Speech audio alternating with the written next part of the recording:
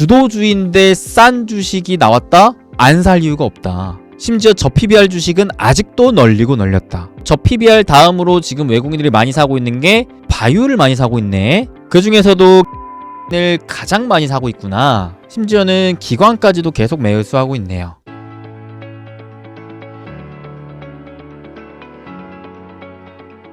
코스피가 드디어 2,900을 돌파하면서 무려 3년 5개월 만에 위에 천정을 뚫어주며 천지개벽을 하고 있습니다. 와, 진짜 4년 만에 찾아온 기회 장세로 주목하고 있는 한국 증시, 확실하게 기회가 우리 눈앞에 왔음을 느낄 수가 있는데요. 올해에만 20% 넘는 상승 흐름을 보여준 이 코스피, 그만큼 한국 증시가 기회이자 강세장이라고 볼 수가 있겠는데, 이 기회 장세에서 투자자로서 좀 더 우리가 주목해 볼 만한 주도주는 무엇인지, 특히나 외국인들이 그냥 돈다발을 싸그리 모아갖고 한국 주식 살려고 들어오고 있는데, 이들은 계속해서 뭘 쓸어담고 있는지 함께 공부해 보도록 하겠습니다. 우선 첫 번째로 볼 자료가 최근 기준으로 글로벌 증시 기준 연간 등락률을 나타낸 자료인데, 압도적으로 한국 증시가 괄목한 성과를 내주고 있습니다. 미국 증시는 상대적으로 그냥 보합권에 있어요. 사실 달러 약세 흐름이 나오고 있다는 걸 생각해 봤을 때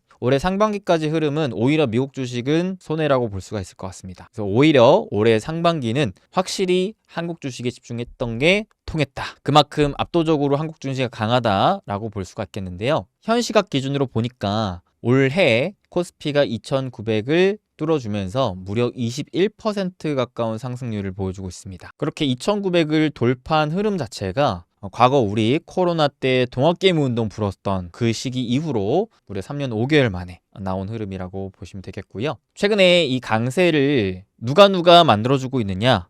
대표적으로는 두 개의 수급 주체가 있습니다. 첫 번째는 개인이에요. 여러분들 고객 예탁금이라고 아십니까? 이게 뭐냐면 우리가 주식을 사고 싶으면 은행에 있던 돈을 증권 계좌로 옮기죠. 그래서 이 증권 계좌로 옮겨갖고 내가 사고 싶은 A 주식, B 주식, C 주식 이런 식으로 매수를 합니다. 근데 일단은 매수하기 전에 증권 계좌로 돈을 옮겨 놓죠. 그래서 이 증권 계좌에 옮겨 놓은 돈이 얼마나 되느냐가 이 고객 예탁금인데, 이 예탁금이 3년 만에 처음으로 60조 원을 진입을 했습니다. 그만큼 지금 은행이나 기타 다른 곳에서 돈을 빼서 주식을 사겠다고 들어오는 개인들의 자금이 늘어나고 있다. 우리가 투자자로서 사실상 돈을 벌기 위해서는 당연하게도 돈의 흐름 관점에서 돈이 어디에서 어디로 흘러 들어가는가를 알아야 되는데, 그 관점에서 지금 한국 주식으로 개인 투자들이 돈다발을 싸들고 들어오고 있다라는 것 자체가 굉장히 우리가 유의미하게 봐야 되는 돈의 흐름이다. 또한 외국인들이 무려 10개월 만에 계속 작년 하반기, 올해 상반기 냅다 한국 주식을 팔아 제끼던, 과거 거의 금융위기 수준으로 한국 주식을 팔던 외국인들이 트럼프의 관세 불확실성, 국내 정치적 불확실성 이런 것들이 해소됨에 따라 한국 증시를 다시 이렇게 사모으는 흐름 나와주고 있습니다. 무려 한 달에 1조 넘는 금액을 연달아 매수해주고 있고요. 최근 흐름만 보더라도 코스피 기준으로 봤을 때 6월 들어와서 매일같이 코스피를 사고 있어요. 그만큼 지금 개인들도 주식을 사려고 주식시장으로 들어오고 있고, 그다음에 외국인들도 미국 주식을 팔면서 오히려 한국 주식으로 들어오고 있는 상황입니다. 그만큼 돈의 흐름이 한국 주식으로 몰리고 있다라는 포인트를 체크하고 넘어가면 좋을 것 같습니다. 근데 왜 외국인들이 이렇게까지 한국 주식을 살까? 이 생각을 해볼 필요가 있겠는데요. 가장 대표적으로는 이 개념을 생각해 보시면 좋을 것 같아요. 저는 주식을 그렇게 어렵게 하는 걸 좋아하지 않습니다. 최대한 쉽고 직관적으로 명확하게 하는 걸 좋아하는데, 그런 관점에서 제가 책에는 나와 있진 않지만 제 나름대로 정의하고 있는 주가의 개념이 있어요. 주가가 올라가거나 떨어지거나 하는 거는 뭐 때문에 움직이느냐, 저는 크게 두 가지의 기준으로 보거든요. 실적과 기대감입니다. 물론 여기에 하나만 더하자면 시장 개념도 있어요. 다들 느끼시겠지만 시장이 박살나버리면 아무리 좋은 주식도 주가가 같이 떨어지죠. 근데 시장을 부수적인 요인으로 놓고 보자면 주가는 주로 저는 실적과 기대감으로 움직인다고 생각합니다. 그만큼 돈을 많이 벌면 벌수록 주가는 올라가게 되는 것이고, 사람들이 야, 이 기업 앞으로 잘 되겠다 라고 하는 기대감이 커지면 커질수록 주가는 자연스럽게 올라간다고 생각하는 거죠. 자, 그렇기 때문에 이게 증시 흐름도 비슷하게 봤을 때 이 기업들의 실적이 쌓여서 결국 경기가 되는 거라고 보는 거거든요. 그리고 마찬가지 이 증시가 얼마나 또 올라갈 수 있을까에 대한 또 기대감도 같이 볼 수 있겠고요. 그래서 저는 시장을 바라볼 때도 경기 그리고 기대감 측면은 사실상 이제 통화량을 많이 보게 됩니다. 돈이 얼마나 또 들어오고 있는가 이런 것들을 보는데 가장 직관적으로 볼 수 있는 게 경기잖아요. 그 경기 중에서도 이 데이터를 최근에 많이 주목하고 있습니다. 이 빨간색 그래프가 미국의 이익 추정치 변화 추이예요. 즉 미국에 상장되어 있는 기업들의 이익 추정치가 어떻게 변하고 있느냐인데 올라가다 싶더니 또 떨어지고 올라가다 싶더니 또 떨어져요. 계속 그냥 그 자리에 머물러 있습니다. 특별히 힘이 없죠. 주가가 올라가려면 실적이 빵빵 계속 올라가 줘야 되는데 미국 쪽으로의 기업들의 실적이 사실상 큰 변동 없이 옆으로 기고 있습니다. 그래서 저는 이 흐름만 보더라도 미국 증시가 당분간은 좀 박스권에 갇혀 있겠구나라는 생각을 해요. 반대로 미국이 아닌 전 세계를 놓고 봤을 때 아주 그냥 시원하게 올라갑니다. 그만큼 지금 미국이 아닌 쪽으로의 기업들은 이익 추정치가 계속 상향되고 있다. 그만큼 돈을 벌어갈 전망이 높아지고 있다. 그러니까 점점 돈의 흐름이 어떻게 되고 있느냐? 미국에서 빠져나와갖고 미국이 아닌 쪽으로 흘러가고 있다. 그 중에 대표적이었던 게 한국, 홍콩, 유로, 인도 이런 신흥국들이 대표적이었다. 그 중에서도 역시나 한국 증시가 굉장히 강하다라는 거죠. 그럼 여기서 구조적으로 이 생각을 해볼 필요가 있을 것 같아요. 왜 미국의 이익 추정치는 옆으로 기고 있고 그렇지 않은 국가들은 쭉쭉쭉쭉 올라가고 있지? 저는 크게 두 가지 이유를 보고 있습니다. 하나는 트럼프의 관세, 두 번째는 달러의 약세. 두 가지로 보는데 이 두 가지 중에서도 최근 기준으로는 아무래도 이 트럼프 관세의 이유가 굉장히 크다라고 봅니다. 사실 이 트럼프의 관세의 흐름을 봤을 때 미국을 중심으로 글로벌 국가들에게 관세를 때리겠다라고 하잖아요. 지금 이 후폭풍을 각 국가들에서 너네 우리한테 관세 때릴 거야? 오케이, 우리도 가만 안 있어 하면서 막 맞불을 치니까 후폭풍이 거꾸로 미국으로 가고 있죠.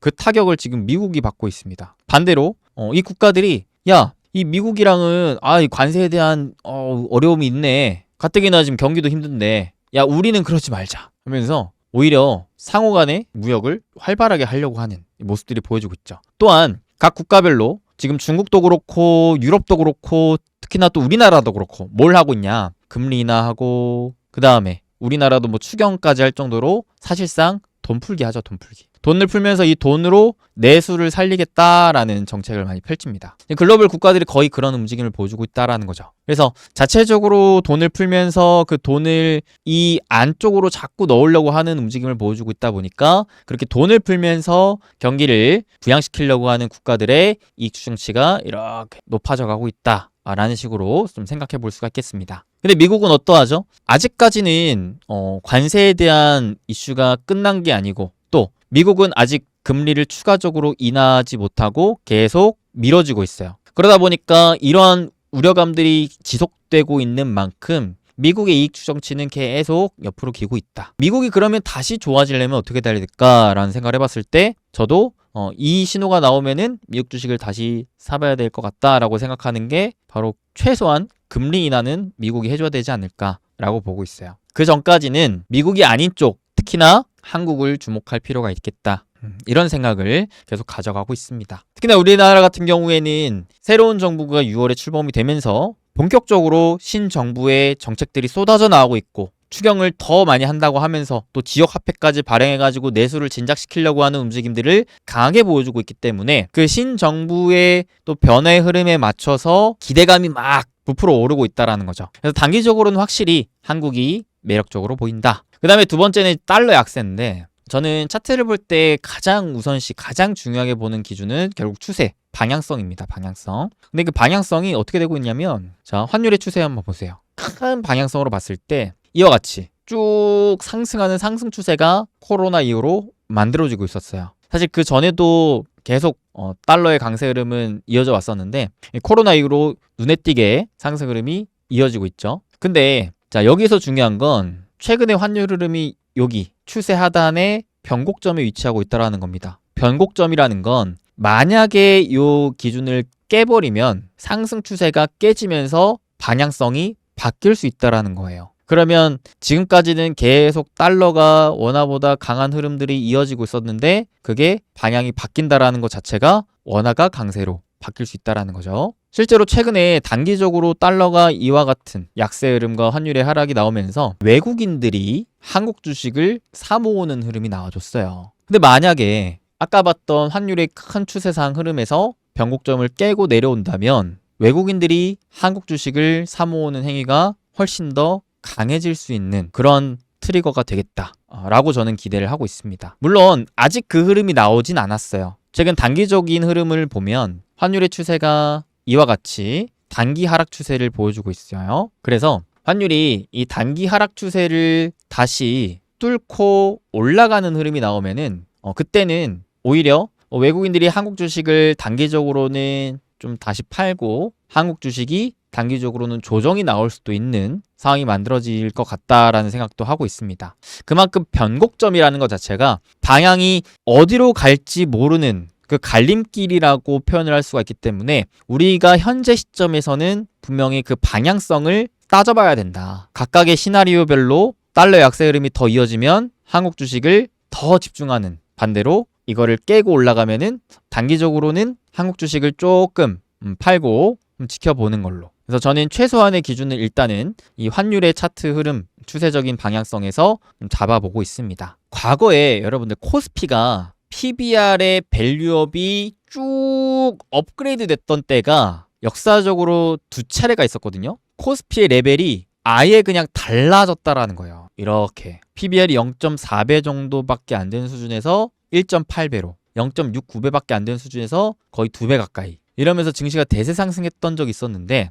이때 코스피 차트 한번 볼게요. 이때가 1980년 후반과 2000년 초중반이었습니다. 1980년대 후반 3, 4년 만에 코스피 지수가 500% 넘게 올랐어요. 그리고 자 2000년대 중후반도 보시게 되면은 이때에도 자 2003년부터 2008년까지 약 4, 5년 동안 코스피가 300%가 올랐어요. 시장이 300% 내지 500% 올랐다라는 거예요. 그야말로 대세 상승이 나온 거죠. 그러면 이때마다의 공통적인 특징이 뭐였을까를 봤을 때 바로 명확하게 코스피 밸류의 레벨업과 반대로 움직였던 게 달러 인덱스였습니다. 즉 달러가 대세 하락을 보여줬다라는 거예요. 달러가 그만큼 큰 약세 흐름을 보여줬다라는 겁니다. 그때마다 반대로 한국 주식은 굉장히 강했더라. 실제로 미국 주식은 계속 우상향의 불패 신화야 라는 생각으로 그냥 미국 주식이 떨어지면 사시는 분들이 계신데 달러가 구조적인 약세를 보여줄 때는 그게 굉장히 위험합니다. 밑빠진 독에 물 붓는 꼴이 될 수도 있어요. 실제로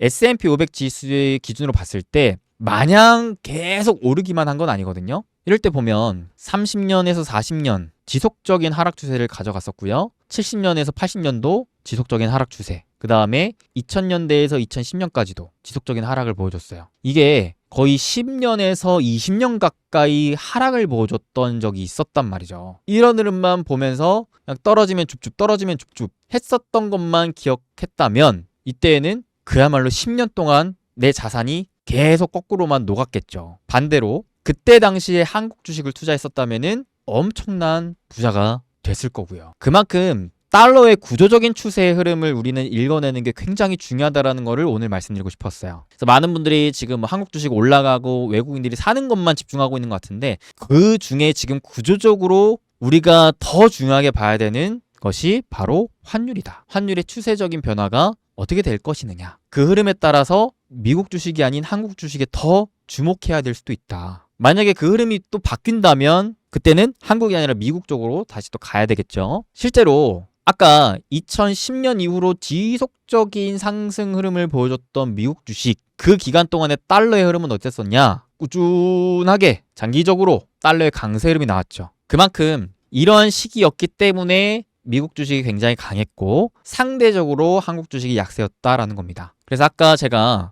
짚었던 이 환율의 추세적인 흐름에 있어서 지금 굉장히 중요한 변곡점에 있고 만약에 그 변곡점이 뚫리고 내려온다면 한국 주식을 더 눈여겨볼 필요가 있을 것이다 라는 생각을 좀 공유해드리고 싶네요. 그래서 만약에 환율의 추세가 깨지고 달러 약세 흐름이 이어진다면 20년 만에 찾아온 한국 주식의 대세 상승 기회가 나올 수도 있다. 네, 이 부분을 일단은 체크를 해놓으실 필요가 있을 것 같습니다. 그만큼 굉장히 중요한 상황에 놓여져 있는 점이기 때문에. 그래서 지금까지는 거꾸로였잖아요. 이렇게 2010년 이후로 달러의 강세 흐름이 구조적으로 나오니까 한국은 지속적으로 코로나 때 유동성 장세를 제외하고는 계속 밸류가 꼬꾸라졌단 말이죠. 그러니까 10에서 15년 동안 투자의 경력이 있으신 분들은 한국 주식 장투하면 망해. 조금 오르면 팔고 나와야 돼. 라는 생각을 가질 수밖에 없거든요. 내가 봤던 게 그런 것들이었으니까. 한국의 구조적인 하락만 봤으니까 나는. 내가 본 것만 믿는 거죠. 근데 그 전에는 충분히 그렇지 않은 흐름이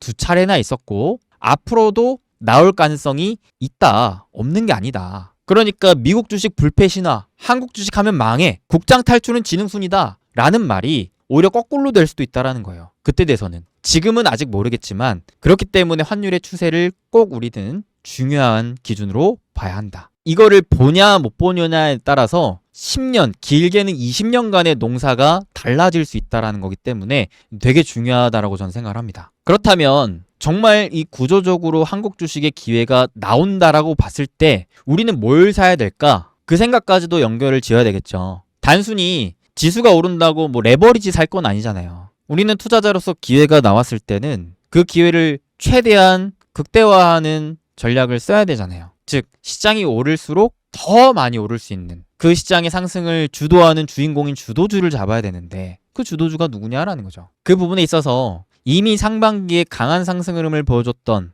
우리가 같이 집중해서 공부했던 주도주들 뭐 조선, 방산, 원전 그 다음에 뭐 로봇, 뭐 화장품, 의료기기, 엔터, 바이오 그 다음에 저 PBR 굉장히 지금 많은 주도주들이 쏟아져 나오고 있는데 제가 저번 달에도 말씀드렸던 게 10개월 만에 외국인들이 한국 주식을 사기 시작했기 때문에 집 나갔던 외국인들이 다시 돈다발 들고 한국으로 들어오는 상황에서 이들이 뭘 쓸어 담고 있는가 그 초기에 이들이 사고자 하는 그것이 되게 중요하다. 항상 초기가 되게 중요하거든요. 초기가. 여러분들이 돈이 엄청 많은 상황에서 백화점에 딱 들어간다고 생각을 해보세요. 내가 돈만 많으면 가장 먼저 살 건 명품이에요. 명품. 가장 좋은 것부터 사야죠. 그래서 외국인들도 실제로 저번 달에 돈다발 들고 한국 주식 들어올 때 명품부터 샀어요. 저번 달 5월 1일부터 5월 31일까지 외국인들이 뭘 가장 많이 샀는가를 봤더니 자 SK하이닉스가 가장 많이 산 주식이었고요. 그 다음에 두산에너빌리티,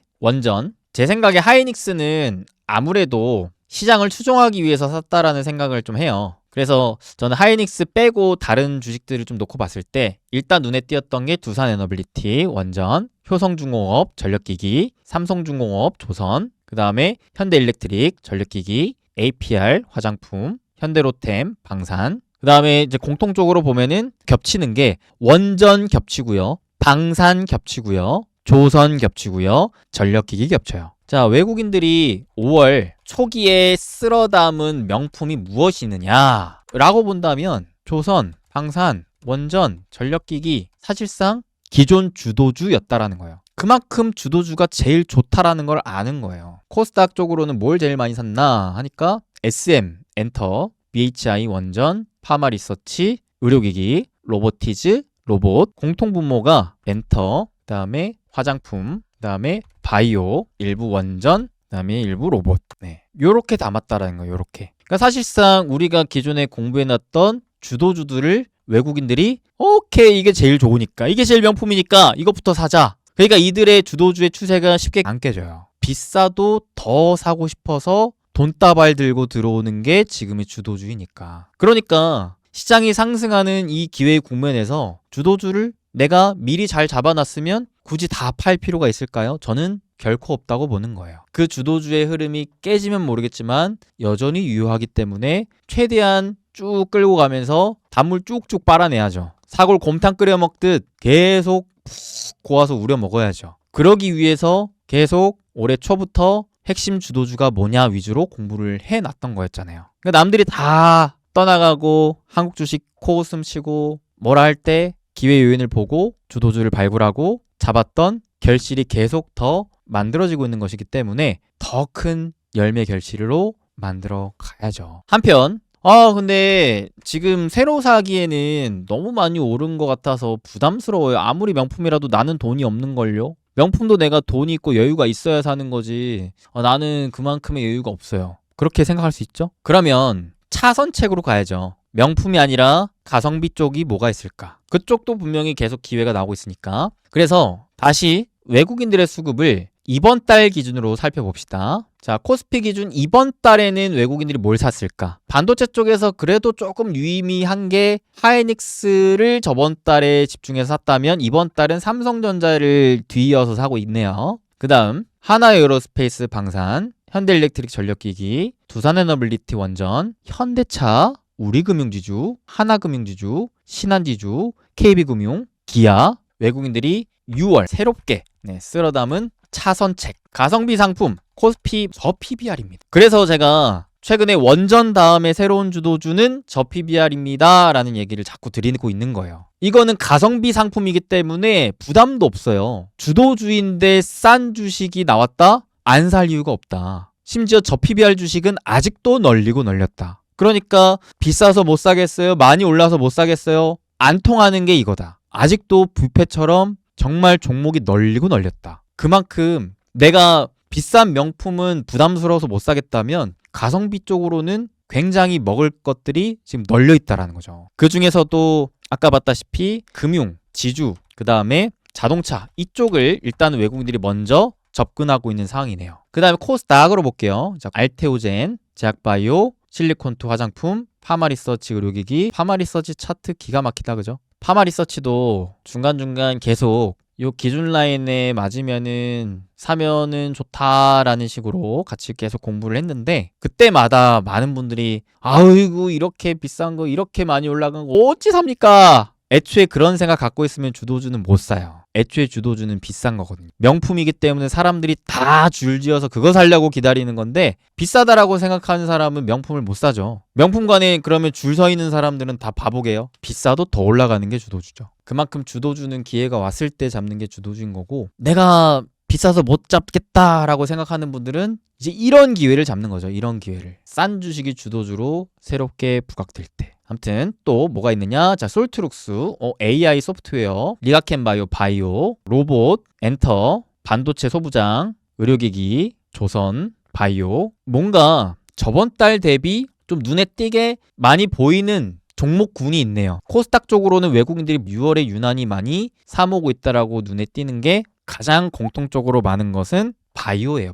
바이오가 확실히 눈에 띄네요. 그 다음에 그 외에 이제 뭐 개별적으로 보이는 거는 AI 뭐 소프트웨어, 그 다음에 로봇, 조선 기자재, 그 다음에 반도체 소부장 이런 쪽이 개별적으로 보이네요. 그러면 이런 생각을 해보는 거죠. 다음 주도주의 후보군이 바이오가 될 수도 있겠구나. 저 PBR 다음으로 지금 외국인들이 많이 사고 있는 게 바이오를 많이 사고 있네. 그 중에서도 기존 바이오 대장주인 알테오젠을 가장 많이 사고 있구나. 그만큼 제약바이오에서 뭔가 다시 흐름이 나올 수도 있겠다. 외국인들의 수급을 기준으로. 심지어는 기관까지도 계속 매수하고 있네요. 그만큼 바이오도 사실 오래 쉬었잖아요. 오래 쉬었던 만큼 새롭게 부각이 됐을 때 또 주목해볼만 하겠다. 이런 생각이 드네요. 지금 확실히 달러의 약세 흐름과 함께 외국인들이 집 나갔다가 다시 들어오는 입장에서 초기에 쓸어 담은 명품, 그 다음으로 사고 있는 가성비 상품 이런 흐름만 보더라도 우리가 종목군이 확 압축된다라는 걸 알 수가 있겠고 이것만 보더라도 주도주의 흐름을 판단해 볼 수 있다라는 생각을 할 수 있겠네요. 그만큼 지금 시장은 외국인들이 움직이고 있구나라는 것도 알 수가 있겠고요. 그렇기 때문에 더더욱이 아까 처음에 봤다시피 환율의 추세적인 변화 흐름이 굉장히 중요하겠다. 환율이 떨어지면 외국인들이 더 돈다발 들고 눈누난나 하면서 한국 주식 쓸어 담으려고 올 테고 그 반대의 경우에는 다시 또 슬슬 팔 수도 있기 때문에